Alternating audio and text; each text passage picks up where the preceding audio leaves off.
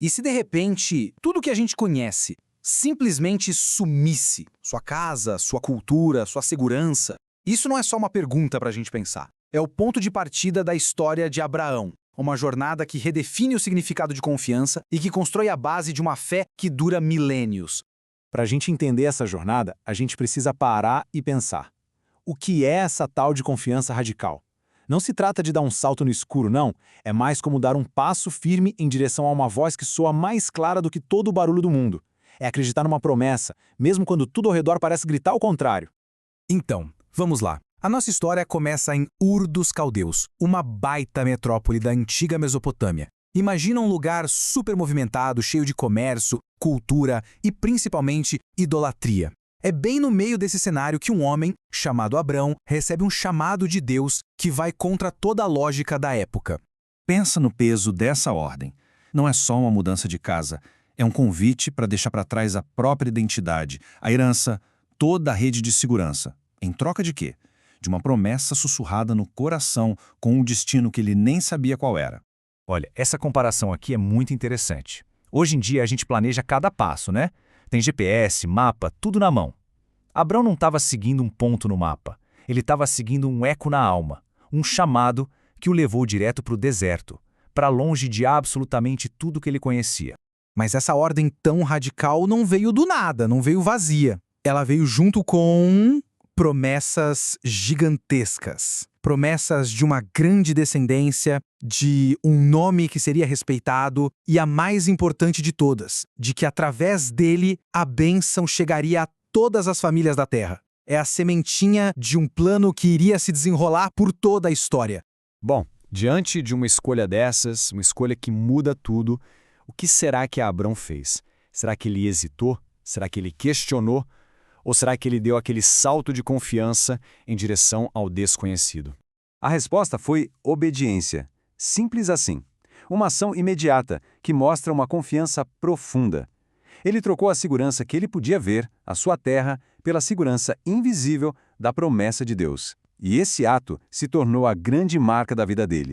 E é interessante que, séculos depois, essa atitude dele seria definida de uma forma perfeita.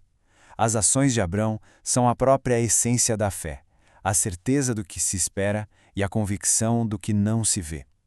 Ele não tinha essa definição na época, mas ele viveu o significado dela na prática.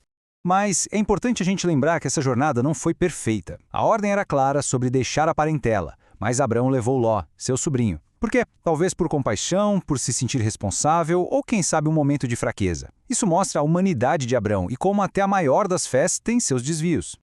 Porque uma jornada de fé raramente é uma linha reta, né? A chegada de Abrão na Terra Prometida não foi o final feliz, mas sim o começo de uma nova leva de provações que testariam a fé dele até o limite. Tenta imaginar a cabeça de Abrão. Ele obedeceu a Deus, largou tudo para trás e, em vez de encontrar uma terra farta, ele dá de cara com um deserto, passando por uma fome terrível. A primeira grande prova foi esse choque entre a promessa de Deus e a dura realidade. A situação ficou tão crítica, mas tão crítica, que a única saída foi descer para o Egito. Pensa na ironia. Para sobreviver, o homem da promessa precisa buscar ajuda justamente numa potência mundial conhecida pela idolatria, um lugar que representava tudo que era oposto ao seu chamado. E lá, pressionado pelo medo, Abrão falha. Ele mente sobre a esposa para se proteger. Mas o ponto teológico crucial aqui não é a falha de Abrão, e sim a fidelidade de Deus. Mesmo quando a fé de Abrão vacila, a promessa de Deus não depende da perfeição humana. Deus intervém, protege Sarai e coloca as coisas no rumo certo de novo. Então, depois de ver todos esses altos e baixos, essas provas, essas intervenções, o que a jornada de Abrão pode nos ensinar sobre as nossas próprias jornadas de fé? A grande lição é que a fé não é um ponto de chegada, é um caminho. É quase como uma dança, um movimento contínuo de confiança e entrega, mesmo quando a música da vida muda para uma melodia que a gente não esperava. Exige obediência no começo, fé durante a caminhada e perseverança quando os desertos aparecem. O legado de Abraão fica lindamente resumido na mudança do seu nome. Deus o transforma de Abrão, que significa pai exaltado, para Abraão, pai de uma multidão de nações. É a promessa inicial se tornando a identidade dele, uma marca visível de que a palavra de Deus se cumpriu. A história de Abraão, no fim das contas, nos lembra que todos somos chamados para as nossas próprias jornadas de fé, para entrar no desconhecido e confiar que existe um propósito maior por trás de tudo.